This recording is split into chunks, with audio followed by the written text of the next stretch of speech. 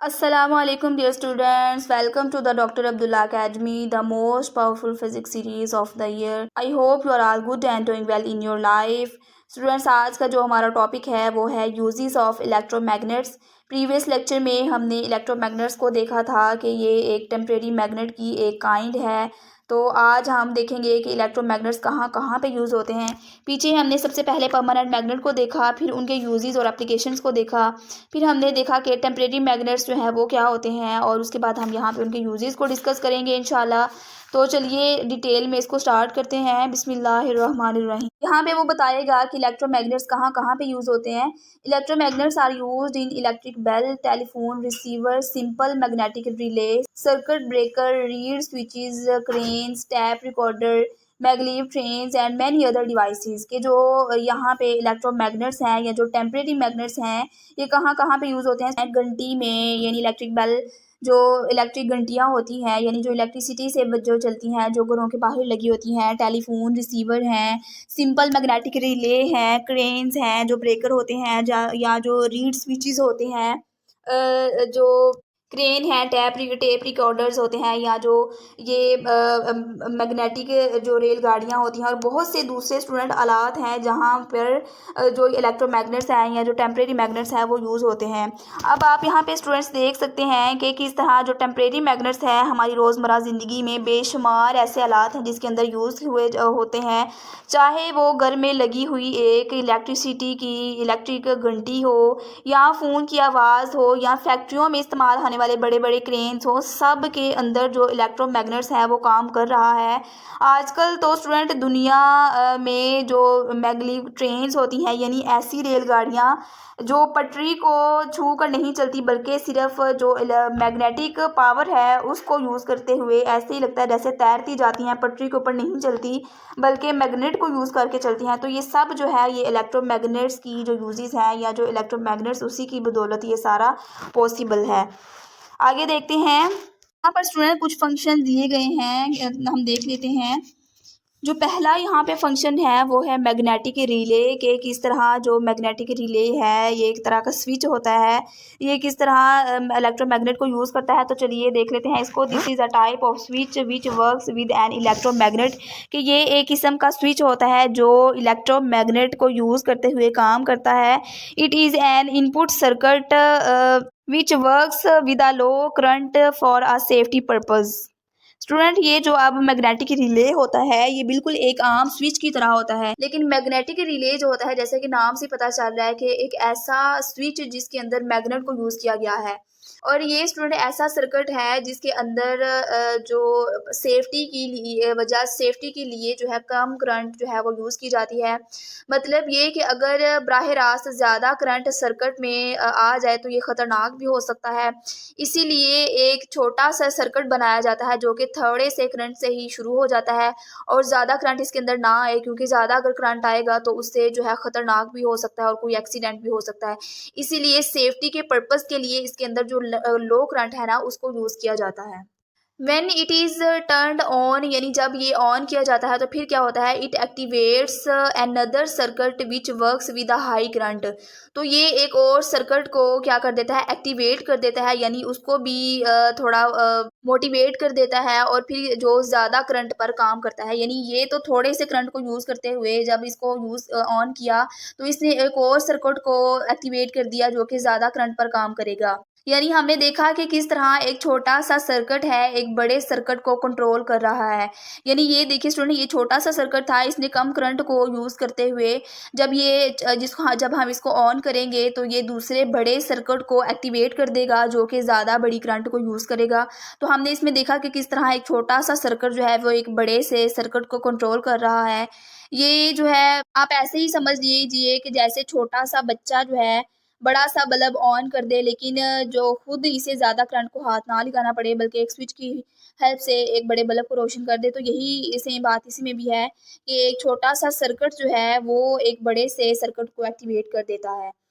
आगे देख लेते हैं। The input circuit supplies a small current to the electromagnet. ऐसा किस तरह से होता है ये आगे पे वजह बताने जा रहा है कि अगर हम जो इनपुट देंगे ना उसको जो थोड़ी सी करंट देंगे इनपुट सर्किट सप्लाईज, तो वो क्या करेगा, सप्लाई करेगा एक छोटी सी करंट, किसको सप्लाई करेगा, इलेक्ट्रोमैग्नेट को। यानी जब जो ही हम बटन को दबाएंगे या स्विच को ऑन करेंगे तो क्या होगा, थोड़ा सा जो करंट है वो आगे इलेक्ट्रोमैग्नेट लगा होगा और इलेक्ट्रोमैग्नेट को जो हमने थोड़ा सा करंट दिया है वो इलेक्ट्रोमैग्नेट तक पहुंच जाएगा और वो फ़ौरन उसे जो है एक्टिवेट कर देगा। फ्रेंड्स, आप यहाँ देख सकते हैं, ये हमने थोड़ा सा करंट इस कॉइल के अंदर दिया और ये जो करंट है इसने इस इलेक्ट्रोमैग्नेट की तरफ यहाँ पे इसने जाके इसको दिया और ये एक्टिवेट हो गया इलेक्ट्रोमैग्नेट। और जब ये जो वो होगा तो फिर क्या होगा, आगे देखते हैं। It attracts the iron armature which is provided, तो ये जब इलेक्ट्रोमैग्नेट एक्टिवेट होगा तो ये एक लोहे के आर्मेचर को खींचेगा। ये देख सकते हैं स्टूडेंट, आपके यहाँ पे जो आर्मेचर है ये एक आयरन का लोहे का आर्मेचर लगा हुआ है और ये इसको खींचेगा कि जो कि थोड़ी सी दूरी पर, ये थोड़ा सा इसका डिफरेंट डिस्टेंस है, थोड़ी सी दूरी पर है, यानी थोड़े से विच इज़ पाइवोटेड, जो थोड़ी सी दूरी पर जुड़ा हुआ है, यानी थोड़ा सा इनके दरमियान डिस्टेंस है, तो ये उसको खींचेगा। जब आयरन आर्मेचर खींचेगा तो फिर क्या होगा, यानी जैसे ही ये इलेक्ट्रोमैग्नेट है, यानी ये एक तरह का मैग्नेट ही है ना, जब ये मैग्नेट लोहे को, यानी जो मैग्नेट है वो तो स्टूडेंट जो लोहा होगा या आयरन होगा उसको अट्रैक्ट करेगा। तो इस वजह से जब करंट दिया हमने, लो करंट इनपुट को, तो उसने जाकर इलेक्ट्रोमैग्नेट को एक्टिवेट कर दिया और इस इलेक्ट्रोमैग्नेट के अंदर चूंकि अब मैग्नेटिक फील्ड आ गया और इस मैग्नेटिक फील्ड की वजह से जो आयरन आर्मेचर है वो इसकी तरफ अट्रैक्ट होगा, क्योंकि हमने पढ़ा कि मैग्नेट और मैग्नेटिक फील्ड के दरमियान अट्रैक्शन होती है, इसलिए ये दोनों अट्रैक्ट होंगी और जो इलेक्ट्रोमैग्नेट है वो आर्मेचर को अपनी तरफ खींचेगा। फिर क्या होगा, the other end of the armature moves up and pushes the metal contacts to join together which turn the high current circuit on. यानी जो ही इन दोनों के दरमियान अट्रैक्शन हुई तो जो आर्मेचर का दूसरा सिरा है स्टूडेंट, आप देख सकते हैं ये दूसरा सिरा है, ये थोड़ा सा ऊपर मूव करेगा, ऊपर की तरफ हरकत करेगा और जब ऊपर की तरफ मूव करेगा तो ये क्या करेगा कि यहाँ पर स्टूडेंट ये देखिए स्प्रिंगी मेटल कॉन्ट्रैक्ट्स लगे हुए हैं, यानी दांत के जो कॉन्टैक्ट्स हैं ये उनको आपस में मिला देगा। ये देखिए स्टूडेंट, ये जब आपस में मिल जाएंगे, तो जब ये आपस में मिल जाएंगे जिसकी वजह से जो ज़्यादा हाई करंट वाला सर्किट होगा वो ऑन हो जाएगा। तो ये था कि प्रोसीजर की किस तरह जब हम लो करंट देंगे, लो करंट को यूज़ करते हुए एक पूरा स्विच वर्क करेगा और इससे जो हाई करंट सर्किट है वो ऑन हो जाएगा। तो हमने देखा कि लो करंट से हमने थोड़ा सा करंट दिया और उससे इलेक्ट्रोमैग्नेट एक्टिवेट हुआ, उस इलेक्ट्रोमैग्नेट ने आयरन आर्मेचर को जो है वो अपनी तरफ अट्रैक्ट किया और जब इसको अट्रैक्ट करेगा जो उसका दूसरा सिरा है वो ऊपर हो जाएगा और उसके ऊपर हो जाने से जो ये मेटल के कॉन्ट्रैक्ट हैं ये आपस के साथ जुड़ जाएंगे और जब ये जुड़ेंगे तो ये जो हाई करंट सर्किट है ये ऑन हो जाएगा। तो इस तरह हमने देखा कि किस तरह एक छोटे सर्किट जो है वो एक बड़े सर्किट को ऑन करने की सलाहियत रखता है। तो इसका जो स्टूडेंट इस्तेमाल है वो फैक्ट्री के बड़े बड़े मशीनों में किया जाता है, जहाँ छोटे बटन से बड़ी बड़ी मशीनों को चलाया जा सकता है। जैसे हमारे घरों में भी इस तरह यूज़ होता है कि हम बटन नीचे करते हैं ये तो बल्ब जल जाते हैं, मशीनें चल जाती हैं। तो ये स्टूडेंट इसी मकसद के लिए ये यूज़ किया जाता है मैग्नेटिक रिले। आगे सेकंड वाला जो यूज़ है वो हमारे पास है सर्किट ब्रेकर। कि सर्किट ब्रेकर जो हमारे घरों में ज़्यादा यूज़ होता है ये किस वजह से यूज़ होता है, ये इसके अंदर किस तरह इलेक्ट्रोमैग्नेट का यूज़ किया जाता है। तो चलिए इसको देखते हैं। Circuit breaker is designed a certain maximum current through it safety. ऊपर हमने देखा था कि इसकी जो स्विच की सेफ्टी के लिए इसके अंदर कम जो करंट है उसको रखा जाता है और इस सर्किट ब्रेकर में हम देखेंगे कि इसकी सेफ्टी के लिए इसके अंदर जो ज़्यादा करंट है उसको रखा जाएगा।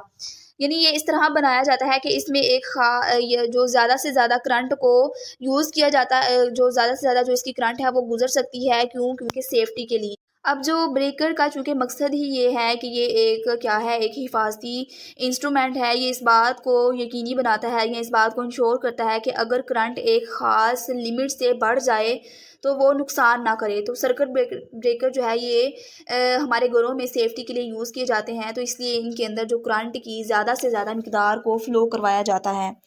If the current becomes excessive, अगर करंट हद से ज़्यादा बढ़ जाएगी तो फिर क्या होगा, it switches of the circuit, तो ये सर्किट को बंद कर दिया जाता है। यानी इसका मतलब ये है कि अगर कहीं पर शॉर्ट सर्किट हो जाए या ज़्यादा जो करंट है आ जाए, तो फिर बहुत ज़्यादा आ जाए, तो फिर क्या होगा कि सर्किट ब्रेकर जो है वो फ़ौरन बिजली का बहाव रोक देगा, यानी हमारे पूरे घर की जो इलेक्ट्रिसिटी है वो बंद हो जाएगी। और जो ये सारा पीछे सर्किट ब्रेकर कंट्रोल कर रहा होता है कि अगर जो है इलेक्ट्रिसिटी एक लिमिट से बढ़ जाएगी तो वो फ़ौरन से है सारी इलेक्ट्रिसिटी को रोक देगा, घरों में नहीं आने देगा।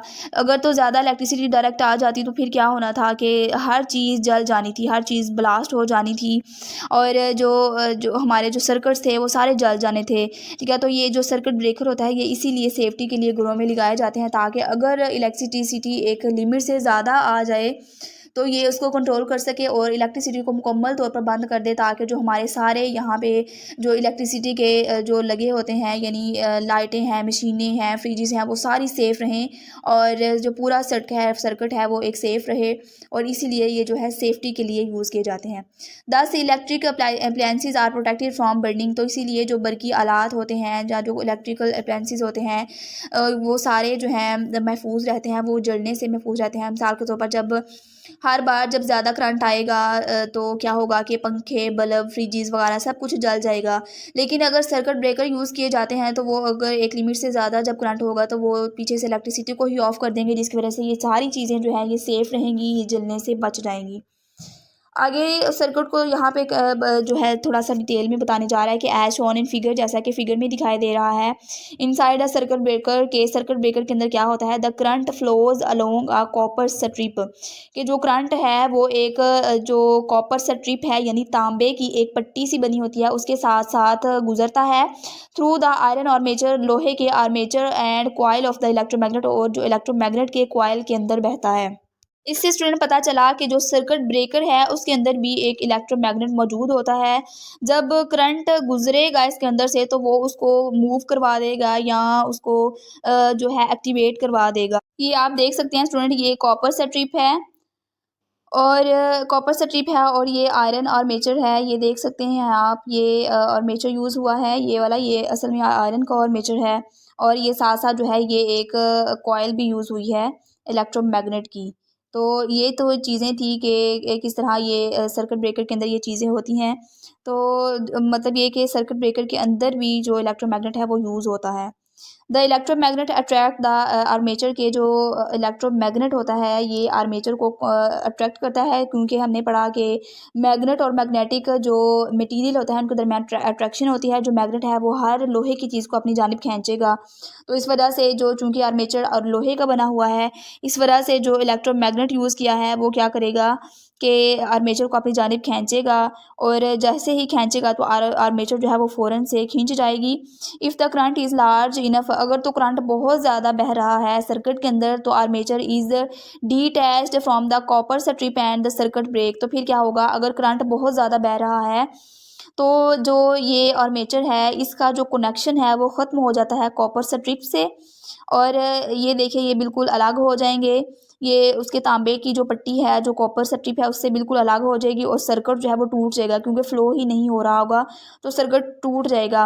बिल्कुल इसी लम्हे जो पूरा सर्किट है वो बंद हो जाता है, और पूरे घर की जो लाइट है वो चली जाती है, और पता चल जाता है कि पीछे कोई ना कोई जो है कमी बेशी हो गई, जिसकी वजह से सारा सर्किट बंद हो गया है और बिजली का जो फ़्लो है वो सारा रुक जाता है। यही वजह है कि जो घर के जो सारे जो आलात होते हैं, जो अप्लायंसेस होते हैं, वो जलने से बच जाती हैं। अगर स्टूडेंट्स ये सर्किट ब्रेकर ना लगे हों तो जब ज़्यादा फ्लो आए तो अप्लायंसेस के जलने से पूरे घर में भी आग लगने का ख़दशा होता है। इसी वजह से जो सर्किट ब्रेकर होते हैं वो बहुत ज़्यादा इम्पोर्टेंट होते हैं, और ये लगाने चाहिए, और ये घर की सेफ्टी के लिए बहुत जो है फ़ायदा मंद होते हैं।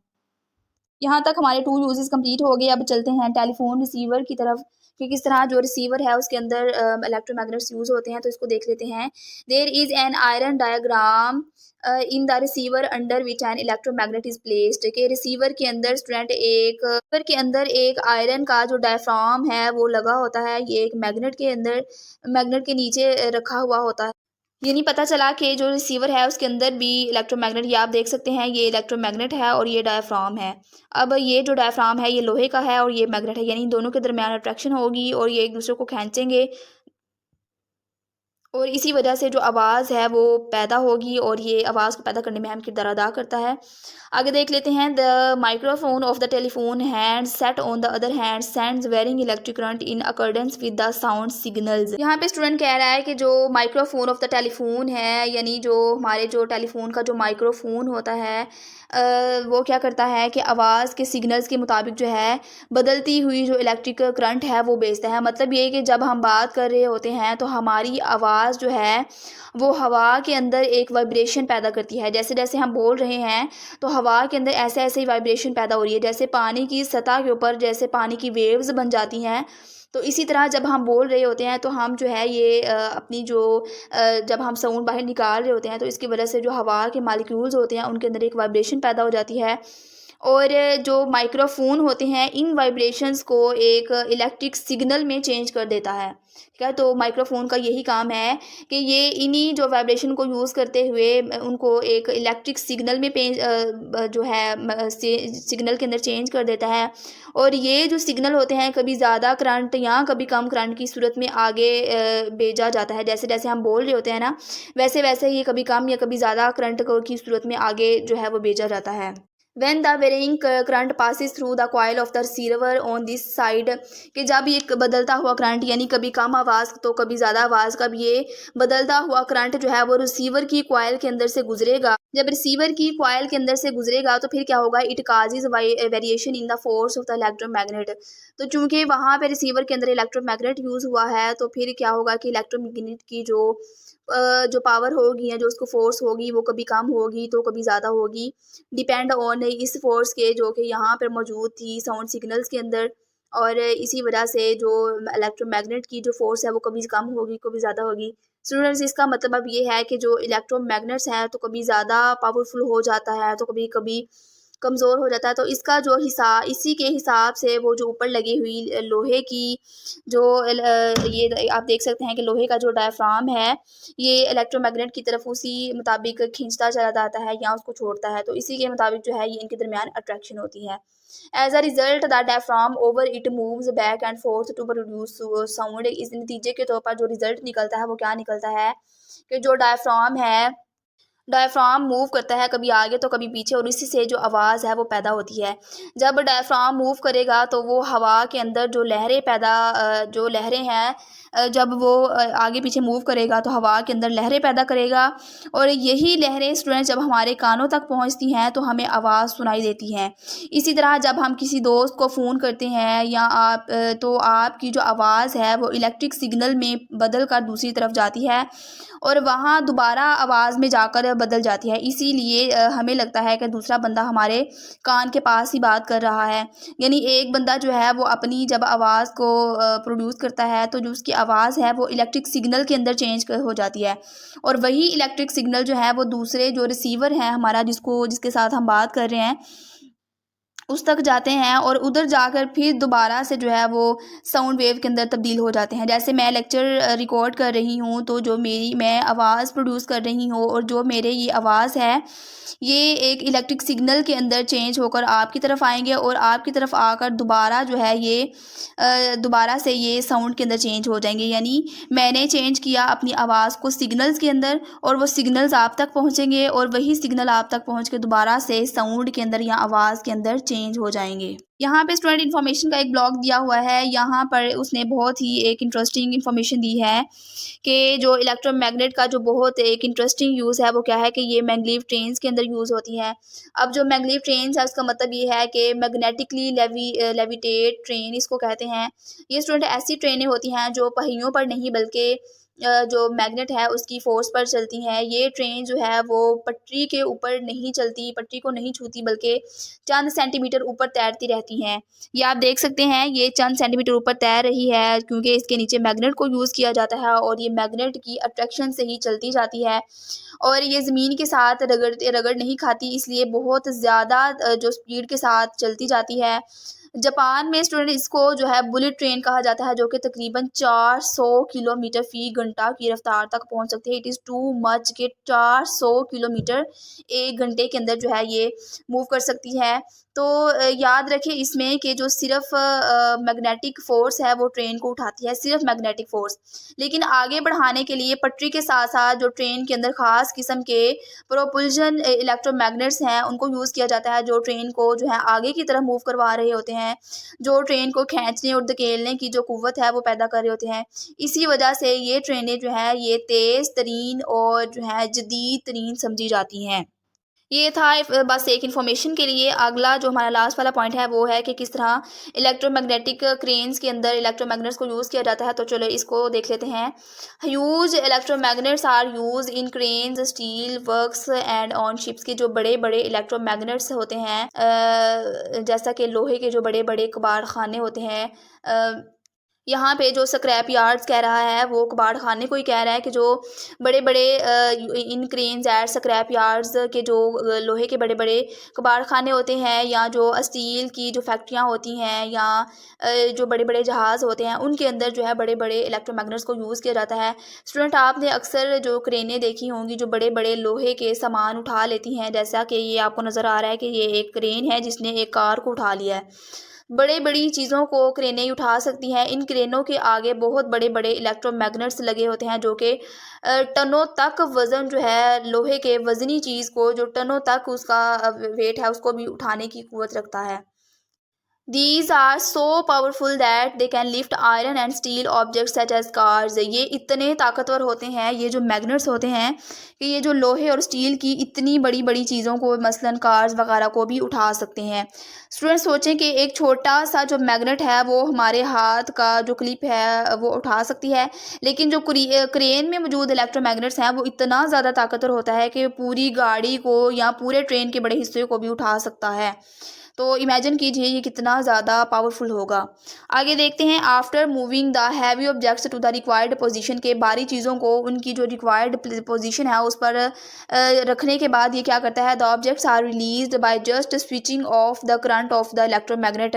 कि जब जो क्रेन है वो किसी भारी ऑब्जेक्ट को उठाती है तो जब उसके साथ चिपक जाती है उसको ट्रैक्ट कर लेती है, तो जब जो उसकी रिक्वायर्ड पोजीशन है या जब जहाँ पे उस ऑब्जेक्ट को रखना है तो उसको रखने के बाद जो है वो सिंपल क्या करती है कि जो क्रेन है वो ऑफ के बटन पर क्लिक करती है, जिसकी वजह से इलेक्ट्रोमैग्नेट की जो उसका जो वर्क है वो ख़त्म हो जाता है, वो ऑफ हो जाता है, उसका स्विच ऑफ हो जाता है और जो इलेक्ट्रोमैग्नेट है वो उस चीज़ को छोड़ देता है।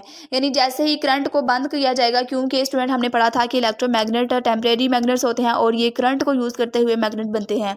तो जैसे ही हम करंट को पीछे से ऑफ कर देंगे तो जो इसकी इलेक्ट्रोमैग्नेट की जो ताकत है वो भी ख़त्म हो जाएगी और वो चीज़ है जो दोबारा ज़मीन पर आके गिर जाएगी। यही वजह है कि जो क्रेनें हैं वो आसानी से जो ज़्यादा वेट वाली चीज़ें होती हैं उनको एक जगह से दूसरी जगह ट्रांसफ़र कर लेती हैं। ये जो क्रेनें हैं ये लोहे के बड़े बड़े जो स्क्रैप यार्ड्स कारखाने हैं उनके अंदर पुरानी गाड़ियों को एक जगह से दूसरी जगह लाने के लिए या एक जगह से दूसरी जगह रखने के लिए इस्तेमाल होती हैं। इसी तरह जो बंदरगाहें होती हैं वहाँ पर बड़े बड़े लोहों को जो कंटेनर्स होते हैं उन्हें भी इसी की मदद से उठाया जाता है। या जहाँ पर कोई क्राइसिस आ जाए या नेचुरल डिज़ास्टर आ जाए तो वहाँ पे लोगों को बचाने के लिए, और जो गाड़ियाँ हैं या इस तरह की जो बड़ी बड़ी चीज़ें होती हैं उनको बचाने के लिए वहाँ पर ऐसी चीज़ों को यूज़ किया जाता है। तो स्टूडेंट यहाँ तक था हमारा टॉपिक इलेक्ट्रोमैग्नेटिक क्रेन्स था, कि इसके अंदर हमने 4 यूजेस पढ़े कि किस तरह मैग्नेट यूज़ होता है मैग्नेटिक रिले के अंदर, सर्किट ब्रेकर के अंदर, टेलीफोन रिसीवर के अंदर और इलेक्ट्रोमैग्नेट क्रेन्स के अंदर। और इसके अंदर हमने एक इंटरेस्टिंग इन्फॉर्मेशन भी पढ़ी जो कि है मैग्लेव ट्रेन्स। तो आई होप कि वाला लेक्चर आपको अच्छे से समझ आया होगा। ये बहुत इंटरेस्टिंग टॉपिक था और आई होप कि अच्छे से समझ आया होगा। मिलते हैं नेक्स्ट वीडियो में जो कि हमारी होगी इंशाल्लाह डोमेन थ्योरी के ऊपर। तब तक अपना ख्याल रखिएगा, अपने प्यारों का ख्याल रखिएगा। अल्लाह हाफिज़।